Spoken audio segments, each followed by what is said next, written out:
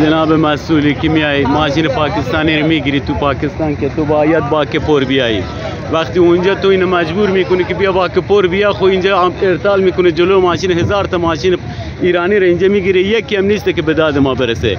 میایم در مرزبانی خود ما، میایم به دولت خود ما صدا منو میرسونیم، دولت خود ما رو بیرون میکنه که شما نمیدونم اینجا تظاهرات کردین و ارتال کردین. نگاه نمیکنه که اینجا 20 تا ماشین پاکستانی آمدن جلو 1000 تا ماشین ایرانی رو گرفته.